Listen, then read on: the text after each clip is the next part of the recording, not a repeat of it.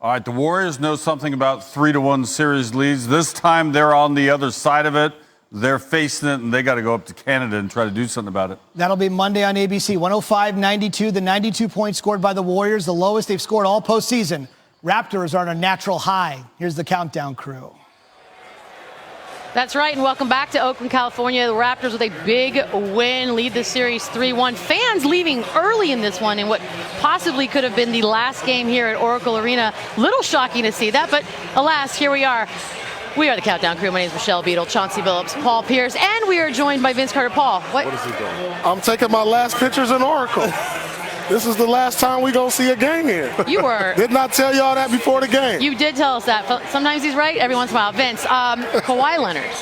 I almost feel like I've asked this a million times, and yet it doesn't ever get old. Did you expect this good of a performance night in, night out? You just didn't know.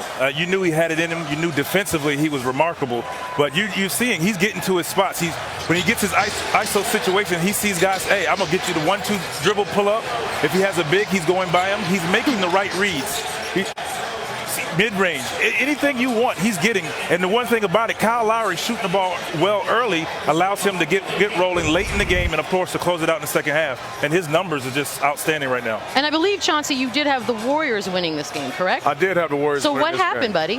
What did you see? I mean, obviously, Steph didn't play the way that we thought Steph would play. He had 47 in Game 3.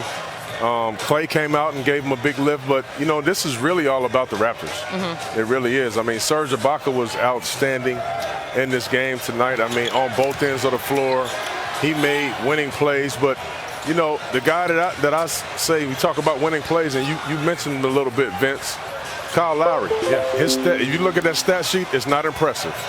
But he made some impactful winning plays that decided this game, in my opinion.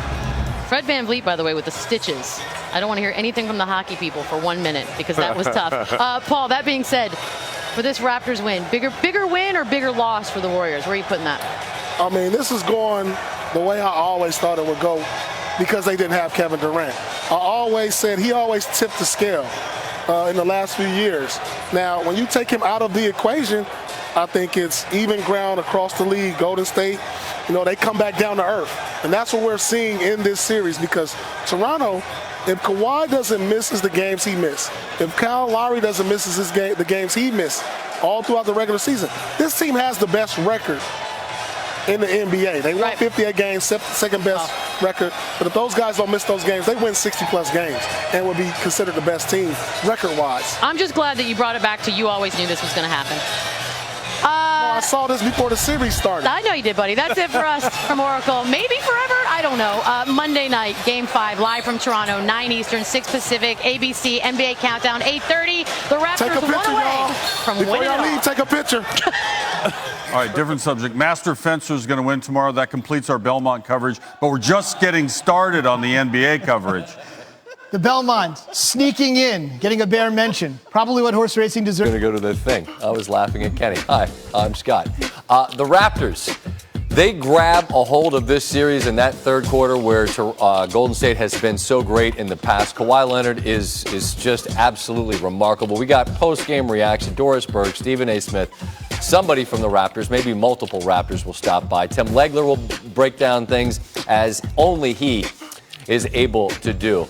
And before we get to this highlight, look, the first half, Golden State comes out absolutely on fire, builds a double-digit lead. The Raptors are horrendous. The Golden State defense plays a role, but the Raptors just look like, all right, this is a human nature night. We won a game here.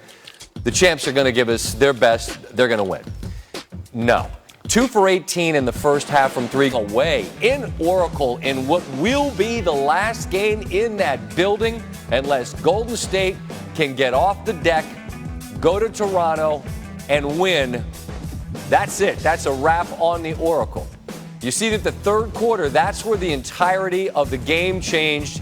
A 16-point quarter advantage for Toronto where after with the 7 stitches, took a shot to the eye, and the folks in the Oracle had to leave early, but Doris Burke kind enough to stick around late. And Doris, we just illustrated how, after a really miserable shooting performance in the first 24 minutes, that third quarter belonged to the road team. What was different in your estimation about what the Raptors were able to bring in terms of energy, execution, or whatever else? Well, I thought, in speaking to Nick Nurse at the half, he said, I was proud of our guys. We stuck with it. We had a lot of good shots. He said, I didn't think it was stellar offense, but we kind of stuck with it, made enough shots to keep ourselves attached. So I think you could almost go back to the second quarter. And you were just touching on Kyle Lowry. And I thought Mark and Jeff were talking about this, him making every right decision in the second half. As good as Kawhi Leonard is, forgive this expression, it's the only thing I can think of, Kyle still seems to me, Scott, to be the straw that stirs the drink for this group. Well, he was fantastic in facilitating, but Kawhi, look, this isn't new to him. This stage, these moments, he's got it. He's better now, if anything. The game seems to have slowed down. You're there in the building. Tell me what I didn't see that you're able to see because you're there. What is he giving us? Well, I thought you could see it in the post-game interview a little bit when I said, how do you keep your balance between being productive and yet absorbing all that pressure? And he said, I'm not playing hero basketball. There's a great equanimity about him, right? His meter doesn't run too hot. It doesn't run too cold. Right. And Kyle Lowry told us early in the series, Scott, that they feed off of that. Hey, listen, they walked off the floor in Game 3. There was no celebration. There's a seriousness in demeanor and a belief that they can win this series. Last quick thought, because I agree with you, and yet you're going up against the championship pedigree, the DNA, the culture that we hear so much about. What failed them tonight, Doris? I'm going to be honest with you, and this is just observationally from the sideline, and I think our guys at the table did touch on this. Golden State looks exhausted to me. I thought Steph down the stretch of that game, there were multiple times in transition defense where guys were walking up the floor. They couldn't quite, change ends as fast as they could. Listen, this has been a long, hard run over these 5 years, and I feel like there's a little bit of wear and tear. Can they respond in Game 6 like champs? Let's see, or excuse me, Game 5. Well, that's true, and I'm with you. Listen, you could be the champ, but there's only so many punches you can absorb. And this Toronto team, they're the ones delivering the shots. They're the ones delivering the punches. And now they've got 48 minutes for a parade. And, Scott, I got to tell you something. There is this incredible scene happening right now. This is a country so hungry and thirsty. There is an enormous group of Toronto Raptors fans. There's tons of signs. Wow. We the North. I mean, it is such a compelling scene. I know they're going nuts back in Jurassic Park. 37 million people in the country of Canada. Forget Hockey Town. We're talking about basketball, Scott. Well, let's be clear. We're looking inside Oracle right now. That's not Jurassic Park. That's Oracle. That's remarkable. And it is. It's one more win, but they always say that's the toughest. Doris, thank you. We'll talk again Monday, all right? You got it, Scott. Wow, what a scene. That's inside Oracle as we speak. Yeah, well, belief is a powerful thing, but right now Toronto's a more powerful thing. Before we dive into this, you pointed out something about Steph and what he spent the other night giving them 47. What did he spend? Unfortunate for Golden State that they had such a quick turnaround, because we already had 2 other breaks in this series, right, where there was 2 off days. Now he has to expend all that energy the other night, Scott. 31 shots, 14 free throws, 14 threes. You saw the way he was playing, and he's 190 pounds. Yeah. It's hard for a guy that's built like that to have to carry that kind of load in one game, come right back less than 2 days later, and try to replicate that. He didn't have it tonight, and I could tell early he couldn't get separation with his handle. And that told me right away. He just didn't have that juice in his legs. They got a nice lift from Clay, but it wasn't enough because the supplemental offense just was not there. They needed Curry to be great. He couldn't be tonight. He wasn't. The guy that is built for this is Kawhi Leonard. I mean, as you watch him, everything seems like it's slow and easy, and yet obviously it's incredibly difficult. What has most impressed you? I think the precision on his shot making. When you and I were sitting in the green room, I said, you talk about great shooters, and he clearly is one. There's no margin for error on that thing. I mean, it's a dart. It's just going over the rim because it's straight as an arrow, which means it's got to be perfect, and they all are. They go in, they hit the back of that rim, and they come straight down. Like when I would go in the gym by myself and I would try to shoot a perfect shot, for me that was inside the net, hit the back of the rim, and come back to me. And I used to call it like my dog. I'd call it, come on back. And I wouldn't have to get anybody to go chase the ball. That's how his jumper looks all the time. It goes straight through, straight down. The precision on his shot making is unbelievable, particularly off the bounce with guys hanging on him. But you talk about, not being sped up. He's so strong. He's so on balance. he never does anything he doesn't want to do because of that physical strength component. And the other thing that stood out to me, the inside presence that Toronto has in their offense that Golden State doesn't have. They just don't have the balance there offensively that Toronto does, and Ibaka was enormous tonight for that reason. And we see that he will join us to discuss his game because complementary scoring so often can be the difference in who wins and who loses. The Stars, someone's going to step up. Kawhi did his part with 36. But what they got out of Siakam tonight was what? Yeah, you're not exactly sure with this team. Siakam, excuse me, Ibaka. With Ibaka, yeah, you're not exactly sure with this team who it's going to be. Right. On a given night. Siakam. Particularly this team, you really don't know who it's going to be. It was Lowry and Green the other night. Tonight it was Serge Ibaka, and he came into the game immediately, tried to have an impact, super aggressive in the paint. I talked about the interior presence. That middle of floor pick and roll where these guys are diving into the paint, catching the ball. Golden State's had no answer because they're playing so small at times that Ibaka doesn't even feel anybody's presence when he slips into the rim. Like, the guys that are rotating to him are guards. So he's catching it in the lane. He's going up quick and strong and athletic. He made a couple of plays at the rim defensively. One of those in which he walks into a trail 3 off of that. Yep. He was just on a different level tonight. And look, you knew Kawhi was going to be great. We're kind of used to that now. So you go, well, where's it going to come from? Yep. Are Lowry and Green going to make 11 threes? Didn't have to tonight because they got 20 out of Serge Ibaka on a night when they had to have it. And I just think when you watch Golden State right now, the lack of interior presence offensively, Cousins barely saw the floor in the second half. He's clearly not there. It's Kevin Durant, right? That's the difference on both ends. An interior presence defensively with his length. He's their best shot blocker. And then what he can do in areas of the floor to go get a shot that's clean, even when guys are draped on him. They just do not have that element, obviously, to their offense. The big man is looming. We don't know if we're going to see him, but I'll tell you what, if he doesn't appear on Monday night, I do not think Golden State can win that game. Well, if they can't win tonight, I realize it's a quick turnaround, but if they're not going to win tonight in that building after Toronto goes 2 of 18 from 3 in the first half, and they've got, honestly a clear path, but you've got to win tonight. I'm with you. Tim Legler, appreciate you. Thanks, Scotty. All right. The Raptors, you see, are 3-0 at Oracle this season. Chance to win their first franchise title. That's amazing to me, man. It's the first time that they've gone winless at home against a team in the Steve Kerr era. As on the other side of the bench, Nick Nurse on that critical 12-minute third quarter where the entire game changed. Well, we had a big problem with the third quarter in Game 2, Doug. So we had to make some adjustment there to try to combat the way they come out of the half. They've been historically really good at that. And, we made the decision to put Fred in Game 3 and then Game 4 again tonight. So, and mostly it's to try to keep our pace of our offense going. Gives us, 2 point guards out there that can push the ball, get it in and get it going. And it kind of paid off. I know Kawhi's 2 big threes to start the half really, I thought, changed the whole feel of everybody. I just thought everybody was like, okay, man, we're here, let's go, and we just kind of kept going from those 2 threes.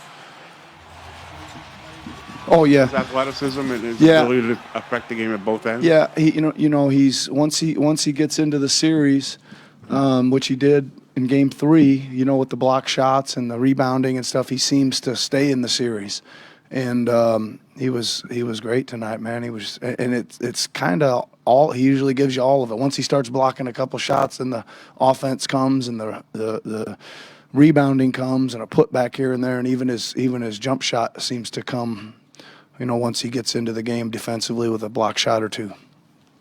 Tim in the back left. Obviously, we'll get the Warriors side of things, but Coach Nurse saying exactly what the highlight illustrated. After a horrendous first half shooting the basketball, 2 threes made, and Kawhi comes out and makes 2 threes on the first 2 possessions, and all of a sudden they lead. And that remarkable road presence for the Raptors. You could hear them chanting, "Let's go Raptors," in Oracle, and what could be the last game. They really lit that fuse, and they take a commanding lead in the third quarter. And now they have a commanding 3-1 lead in the series.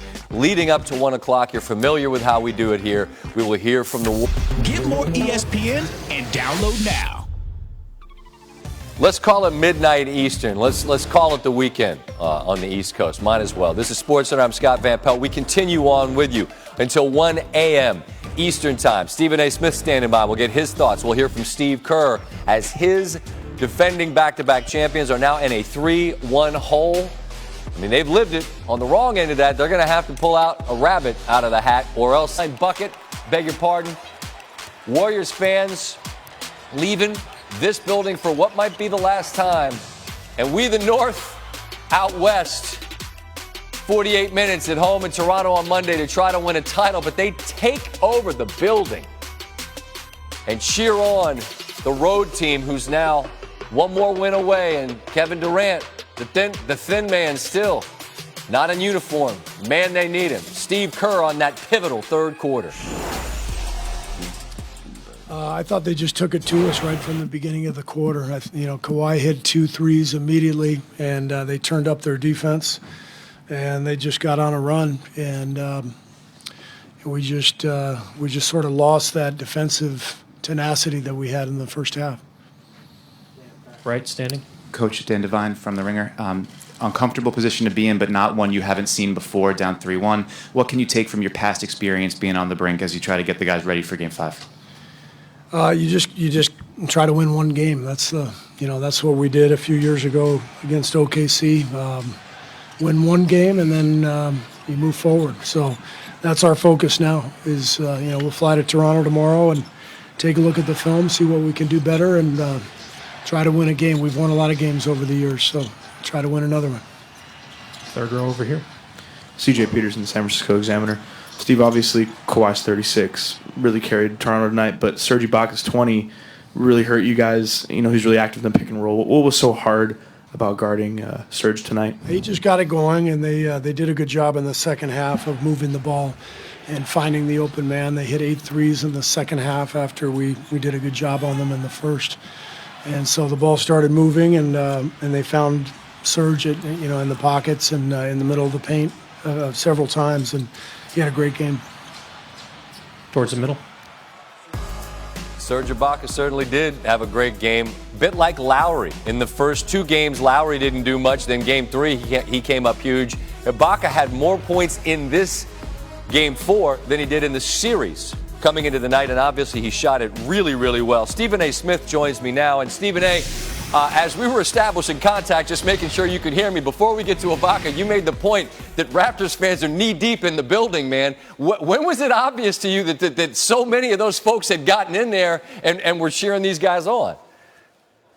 Man, it was obvious to me before the game. They invaded the party outside. Got a whole bunch of Warriors fans standing outside and what have you. Because remember, the Warriors had a closed practice prior to the game, a closed walkthrough. So I had to start off our Sports Center special outside. There was a whole bunch of Warrior fans in there, and then these Toronto Raptors fans just invaded. We the North. We are here. This is what they were doing. They were making it very, very clear that the Toronto Raptors had some company, and it was their fan base. And they showed up here in droves. There's a few hundred of them up in the house, and they're very, very loud. And that's saying something coming from me. Well, look, they got a lot to be loud about, and they showed up, but Serge Ibaka showed out. We knew Kawhi would do what he does because he's a superstar. What was so different in your estimation being there in the building about Ibaka tonight? Well, I just think that Ibaka, first of all, he got his confidence from Game 3 when he had 6 blocks. Then he comes out tonight, and then he's in the lane. He's getting shots at the basket because the defensive intensity. There were some lapses, particularly in the second half from the Golden State Warriors, and obviously he was able to take advantage. Plus, he's a big boy. He's got a nice mid-range game to him, a little hook shot here, there as well. And he's a formidable foe because of his athleticism, his length, his size, which is something the Warriors are devoid of. It didn't help that DeMarcus Cousins started off the game very, very clearly and willing to give you absolutely nothing because he was turning over the ball early and often. It just appeared too slow and not athletic enough. You have to put Looney in there. Everybody know he got a shot before the game, that he was in a lot of pain with the collarbone. So he was a bit compromised. So if you're the Toronto Raptors, you're going to look to attack them in the interior any chance you get. But then even then, they were missing some shots until Kawhi Leonard got going, came straight out in the second half, hit 2 3-pointers, put the Golden State Warriors on their heels, and kept hitting shots. Dropped 17 in the third quarter. They couldn't stop him. They just couldn't stop him at all. They appeared to be deeper, more athletic, obviously more length, more healthier, obviously, and they just look like the better team, and as a result, you have to concede that and recognize that you're the Golden State Warriors. You've got one last hope, and that hope is Kevin Durant. You got to hope and pray that he comes back, which I believe he will. And if that happens, it's your last hope. I don't see anything else the Warriors could do, particularly when Klay Thompson comes out here and practically on one leg drops 28. But Steph Curry obviously couldn't help him because he had spent himself from his effort in Game 3.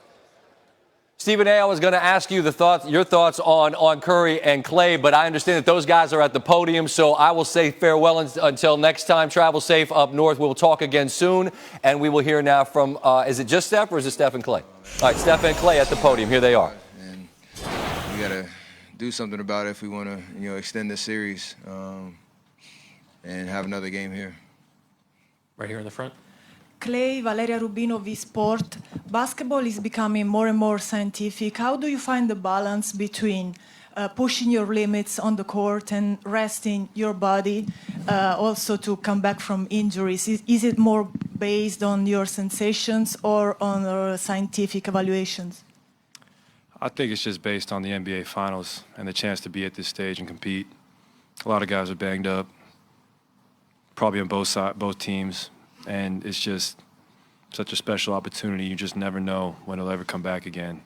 And obviously the science of nutrition and sports medicine is at an all-time high right now. So we have a great training staff who was able to get me back out there. Steph, you and Klay have been teammates for so many years. What's the impact he has had on your career? Does he make you a better player? Definitely, it makes our entire team better. He showed that tonight, obviously, with the injury like that, and to come back playing aggressive, hitting big shots, and giving us a chance to even be in the game. So obviously, he's a gamer, and you love to go to war with guys like that. And we've been doing it for a long time. Dan, standing in back right. Back here, Dan Devine from The Ringer. Guys, you've been in this uncomfortable position before and been able to come back out of 3-1 down. What can you draw from that experience in 2016 as you try to get back on the right track here? That's not over. I mean, it's not a good feeling right now, obviously. But like you said, we've been on both sides of it. And for us, it's an opportunity for us to, just flip this whole series on its head and you got to do it one game at a time. It sounds cliche, and for us, that's literally the only way we're going to get back in this series is give everything we got for 48 minutes. Everybody that steps foot on that floor in Game 5. In our locker room, we were talking about believing.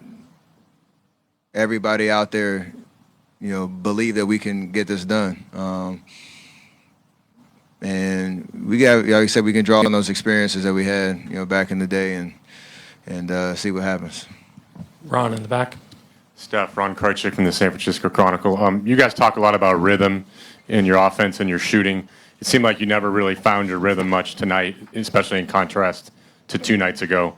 Why do you think that was? And did the Raptors try anything different on you in the wake of your big game the other night? I mean, not really. They've been aggressive all series and trying to take, space away from me and Klay. I missed some shots early that I usually make, especially from the three-point line. But overall, I feel like I got good looks, and obviously, I'm sure they were a little bit more focused on us too. Consider how Game 3 went and having a great game plan. So I still look at the film, figure out how I can make the right decisions with the ball in my hands and be aggressive and assertive and make those adjustments for Game 5. Towards the center. Hey, Klay. So how much do you think your hamstring has affected your game tonight, even though you got a great game with 28 points? But did you still feel the pain and play through it? Because we saw you kind of limped when you get off the court. It didn't affect me. And like I said before, it's the finals. It's a long season. You play 100-plus games. You're going to be banged up. But you just got to dig deep. I mean, no one's going to feel sorry for you. So you just got to go out there, man up, and play to the best of your ability. Phil, again, towards the middle. Hey, Steph. Phil Barber, Santa Rosa Press, Democrat, just to your right. I'm sure that nobody is throwing in the towel in any way. Like you said, you're going to look at the film and come up with some answers. But I'm wondering, just considering the stakes tonight and the history of what you guys have done in this building, is there a certain amount of shock at tonight's result? I mean, not really. We try to win every game we play. I mean, you don't succeed the way we have over the course of these years without that mentality. So, as second half unfolds and things aren't going our way, we're still, like we said, fighting and trying to, get over the hump. But, until the final buzzer sounds and somebody gets the 4 wins, we still, have life and have an opportunity to win. So, like Clay said, nobody's going to feel sorry for us at all. It's just a matter of, can we get it done or not? And we're going to leave it all out there, starting on Monday. Dan, last question here on the... They have life, but you see how faint their hopes are. That little number on the left is the number of times a team in the NBA Finals has won an NBA Finals when they're down 3-1. That big, gigantic stack on the right is teams that were up 3-1 and who won. But as history tells us, and it's recent history at that, the team that got that one was the 2016 Cleveland Cavaliers, who got it at the expense of these Golden State. Spectacular, but it's always about a complimentary scorer. Game 1, it was Pascal Siakam. Not a surprise that he'd play well. He's had a breakout year. But the man had 11 of the 26 Raptors transition points, had 11 consecutive field goals made at one point, on the way to 32 points, most in a debut in the finals since Durant in 2012. Not a shock that Boogie Cousins would contribute. This guy's one of the better players in the game when he's healthy, but nobody imagined that he'd even be back after the quad injury earlier in the playoffs. But here he is in Game 2 with 11 and 10. Then in Game 3, after Danny Green couldn't hit the broadside of a barn in the Eastern Conference Finals, he makes not 1, not 2, not 3, not 4, not 5, 6 threes in Game 3. A huge, huge difference there.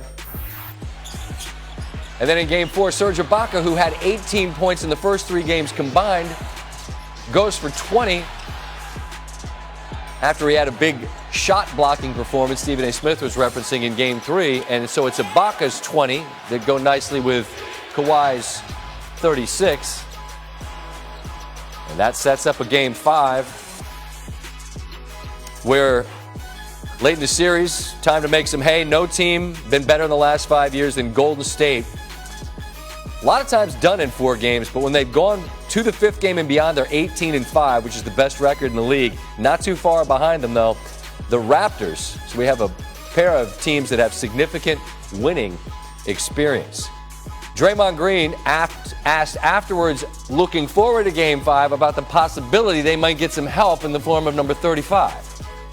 And as far as KD, there's been hope that he will come back the whole series. So, that's not going to change now. Obviously, we hope to have him, but, we'll see what happens. We don't make that final call. He don't really even make that final call. His body will tell him if he can get out there or not. And if he can, great. If not, we still got to try to find a way to win the next game. Third row over here.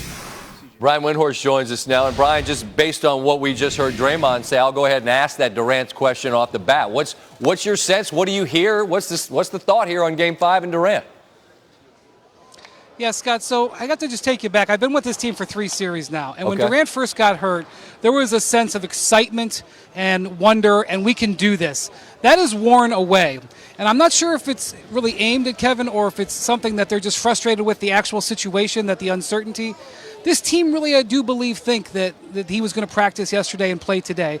And when he wasn't able to do that, it was a setback. And I think the mindset and the edge that I saw in the last couple rounds is sort of worn away. And I think it's sort of emblematic of the entire season, which is even no matter what the Warriors did, there was uncertainty around Kevin Durant. It was uncertainty about his free agency, and it's really become uncertainty about his play. And you could hear the frustration there from what Draymond Green was just saying. Brian, as you understand it, is the thought that as desperate a situation as Golden State is now in, is the thought that the injury is tenuous enough that you run a massive risk if you play of maybe something really catastrophic happening.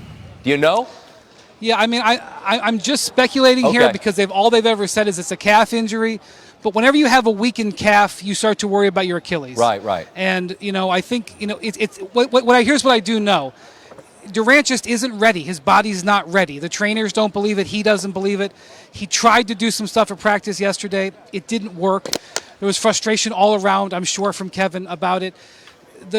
Steve Kerr was really clipped about it, and he basically said today, I'm not going to give you any more updates on Durant. I'm just going to tell you whether he's playing or not. He's frustrated about it too. And they need that security blanket. This is why, even when they were playing great, even when Steph was putting up 38 points every single night, they always kept saying, we need Kevin, we need Kevin.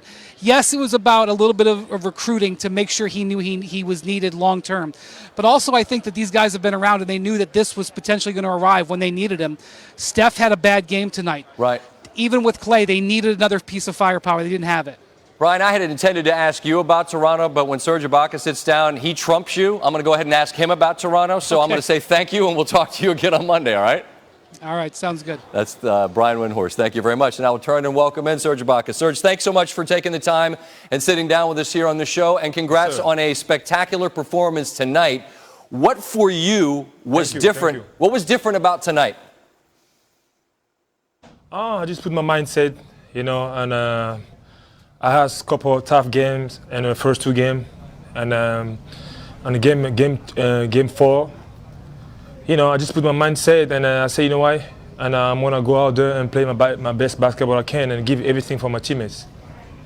How would you describe the confidence of your team at the moment as you leave a building? You might have shut it down with your fans taking the building over. Sort of how confident is your group right now? Man, well, now we have a lot of confidence, and we already had confidence after the game 3. We already had confidence, and now we have more confidence. But one thing for sure we know is it's not there yet. It's not there yet. So we're still hungry and humble, and now we have to go back out there and try to finish. How would you describe what Kawhi Leonard is giving your team right now? Man, what Kawhi be giving us is what we need him. That's one of the reasons we trade for him. And he's Kawhi, so and he's our best player. So he's playing like the best player in the team. So we out there, we try to support him and help him, but he's giving us everything. That's what we need from him. I mentioned the crowd, and earlier I talked to Doris Burke, who showed the building, and I had to tell our viewers at home, look, this isn't, Jurassic Park right now. There are hundreds of people in there chanting for you all, and as you prepare to go home for a game for those fans that could be a title for them, what do you imagine that scene will be like? Man, it's going to be very crazy out there. The one thing for sure I know is, those fans, they deserve everything. They be supporting the team for so long. Now is the time for them to have fun, to enjoy this moment, and we want to give them. The last thing I would ask, though, and you alluded to it a moment ago, Serge, is the last win is always the most difficult, particularly when it's to beat a defending two-time champion. What would be your thought about what will be most difficult about getting the last win, the fourth win? Man, we have to keep doing the same thing like we be doing, stay together and stay calm, and we have to go out there and play our basketball. We don't have to try to change nothing. We don't need to go out there to rush things. We need to be calm and go out there and keep doing the same thing we be doing. Well, I know you all have had a very business-like approach. No celebrations yet. One more win to do that, Serge. Thanks so much for your time. Travel safely home. I appreciate it. Yes, sir. Thank you. Serge Ibaka, 20-point performance tonight, 36 for Kawhi, and they're a win away from the title. Plenty more from Oracle, which might be the last time they ever play in this building. That is not the script anyone imagined before these finals began. Rachel Nichols will join us from there. Oh, and it's Donut Day. You remember that moment, Marco? Did you know that was coming? That's our producer. There was a bet. He lost. He lost. He puked. It happens. What are you going to do? I'll tell you what you don't do. Say you can eat 10 donuts in 10 minutes. Or 20, whatever it was.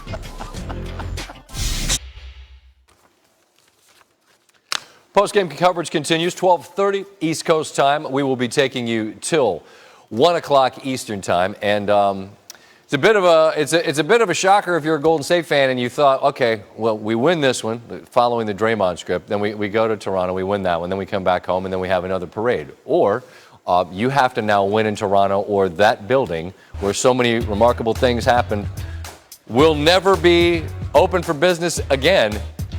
Part of the reason that it might get shut down, what Kawhi Leonard is doing. 36 points, 12 rebounds, 4 steals, another 30-plus game for Kawhi, who's storming his way up the leaderboard for the most points in a single postseason. He crashed the top 10, passing Kobe and MJ in the process. Needs just 16 in Game 5 to become the 6th player ever to eclipse 700. I'm going to go ahead and pencil that in. Fred VanVleet, who took an elbow to the grill, 7 stitches, but said afterwards it was Kawhi that was landing some punches of his own. Kawhi Leonard came out and hit 2 big FU shots to start the half. There's no defense for that. There's no schemes for that. There's 2 big boy shots. He came out of the half with 2 back-to-back threes, and that just kind of let you know how we were going to approach the third quarter and the rest of the half. So he put us in good positions. They made another run, and we were able to sustain and keep that lead for most of the half. It's crazy. Just watching him. Yeah, it's definitely something that you look at and yeah, it's amazing just the way he plays and how he gets to where he wants to get to and just elevate and shoot it and makes it, and he never seems like he's in a hurry. And I mean, I know we say it all the time, but it's like, what can you say? Like, it's just, dude is just nice. Yeah, he's pretty nice. And it wasn't just those shots to start the third, although I definitely thought they were huge, and everybody said as much, Nurse, VanVleet. That first quarter, Toronto was trying to lose by 100, all right? I'm not saying they're throwing the game. I'm saying they were so bad, they were going to get destroyed if it weren't for the fact that Kawhi scored 14. The other guys on the team were 1 of 13.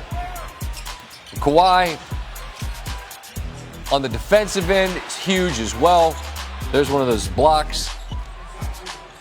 Such an impact on both ends of the floor. And then in the third quarter, again, 2 of 18 from 3 in the first half. 2 threes in the first 2 possessions of the second half. And a steal for the good measure. Just steps right into this one. And after being down double digits in the first half, they had the lead. They don't look back. They're up 3-1. These 2 big threes to start the half, really, I thought, changed the whole feel of everybody. I just thought everybody was like, okay, man, we know we're here, let's go, and we just kind of kept going from those 2 threes. I'll keep going in the highlight. The handle, bucket, Livingston, sure, everybody can get some. Who wants some? Who wants this one? Everybody on the team? Is anyone ever this good wearing New Balance?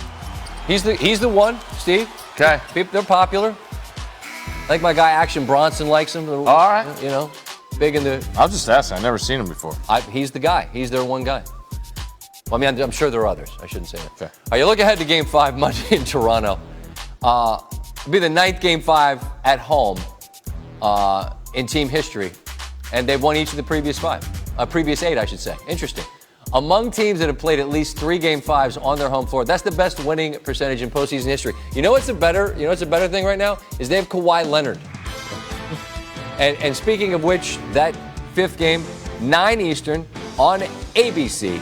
NBA Countdown sets the table at 8:30, and then we're here doing what we do.